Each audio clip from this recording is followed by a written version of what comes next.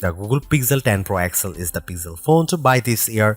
The Pixel 10 Pro can match the Pro XL on the most important features, but the benefits of the larger display, along with a couple of features that are simply better on the XL device, make the Pixel 10 Pro XL my favorite of the new Pixel family, and the phone I would recommend first but not last.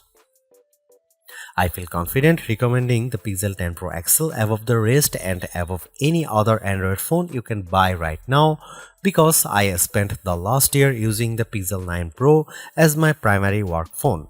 That means I know exactly why the Pixel is a great phone for being productive, but I also know that I wish I would had a bigger screen than the 9 Pros. The Pro XL will be my primary device this year for sure. If you haven't checked out a Pixel phone in a while, you really should head to a store and get your hands on one. The latest Pixel 10 Pro XL is polished and well built, with a refined look and gorgeous materials and color combinations. It's a much nicer looking phone than the latest iPhone 16 Pro Max, and it delivers on a number of features Apple hasn't been able to match. Google's AI features are the most advanced on any smartphone and often most unobtrusive. The newest AI features like Magic Q and the live translation don't feel pushy or overblown, and they don't produce embarrassing or useless results. Google is pushing AI into the background as a silent helper where it should be. Of course, all of the new Pixel 10 series phones have Google's advanced new AI features like the live translator that not only converts your language into another tongue, it also speaks with a voice that sounds remarkably like yours.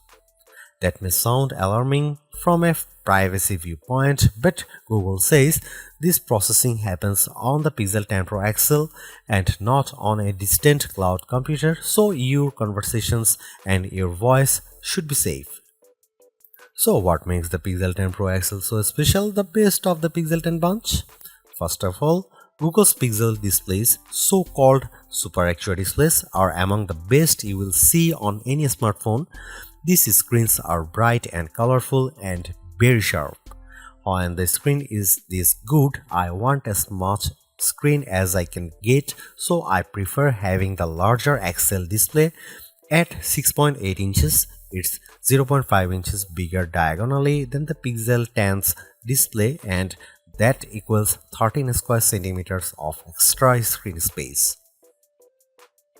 The Pixel 10 Pro XL also has the largest battery of all the new Pixel phones, and that equates to the longest battery life, both in my real-world testing and our battery rundown test. It wasn't a massive difference. The Pixel 10 Pro XL only lasted an hour longer than the Pixel 10, still every bit helps. The Pixel 10 Pro XL also charges faster than any other Pixel 10 device, whether you are charging wirelessly or with a USB-C cord. If you have a 45-watt charger, the Pixel 10 Pro XL can charge that fast compared to the 30-watt charging on the other two Pixel 10 phones. The Pixel 10 Pro XL can also use faster wireless charging. Again, it's not a huge difference, but every detail matters. The biggest benefit for me is the combination of Google's winning Super Actua display with the Pixel 10 Pro XL cameras. If I am taking serious photos, I want the biggest viewfinder possible to get the right shot. The extra screen space on the Pro XL phones felt like a big advantage, and if photography is important to you, I'd recommend the Pro XL phone first. The Pixel 10 Pro has the exact same camera specs, but having the bigger Pro XL display helped me take better shots. Are there other benefits to the Pro XL? Well, not really. It isn't any faster than the Pixel 10 Pro or even than the Pixel 10. In our benchmark tests, the extra RAM in the Pro models didn't seem to make much difference. Pixel phones still disappoint if you only care about the numbers. I don't rely on benchmarks, though. The Pixel 10 Pro XL was satisfying and quick in almost every task. There was some lag on the camera, but most of other features, including the latest AI helpers, ran smoothly with no delays. Google has another winner with the Pixel 10 Pro XL and the whole Pixel 10 family.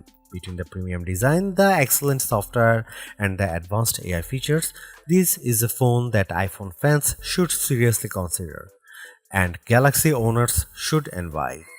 I'll be keeping this phone close by, snapped to my MagSafe charging stand until an even better Pixel comes along. I remember the days when a new phone would cost the same but come with more storage and RAM than last year's model because component costs had decreased. This year's Pixel 10 Pro XL is more expensive than before and it comes with 256 GB of storage, but I'm not awarding Google any medals for giving the phone enough space. This phone should be cheaper. To be fair, 256 GB of storage is the right amount unless you play a ton of games or you shoot video with your phone at high resolution. There's a 1TB model available, but only serious enthusiasts need apply, and you know who you are. The color options this year are a bit drab. I like the moonstone color and the jade, but they aren't very exciting. My review unit is the porcelain white, which looks classy but a bit bland. Google also sent along a silicone case with magnets built in that matches the phone perfectly. If you want the 1TB storage option, it's only available in the black obsidian. The Pixel 10 Pro XL and the Pixel 10 Pro have identical camera lenses and sensors, but I am calling the Pro XL the better camera phone because of the larger display and longer battery life.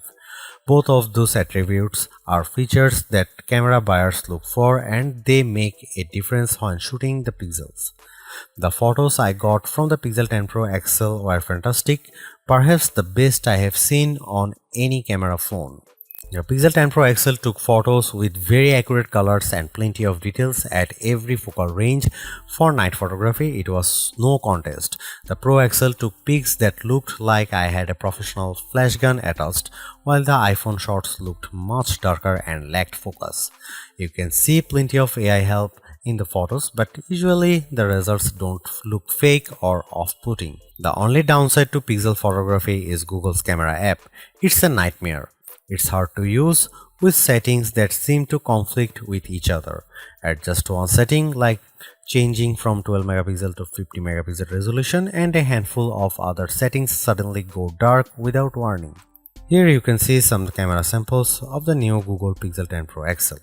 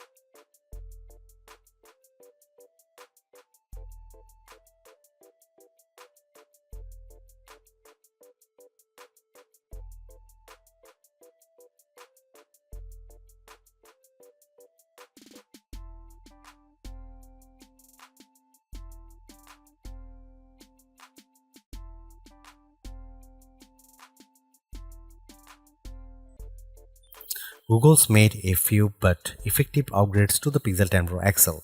It's a masterclass in efficiency, changing and improving just enough to stay almost the top of the pack in the most areas.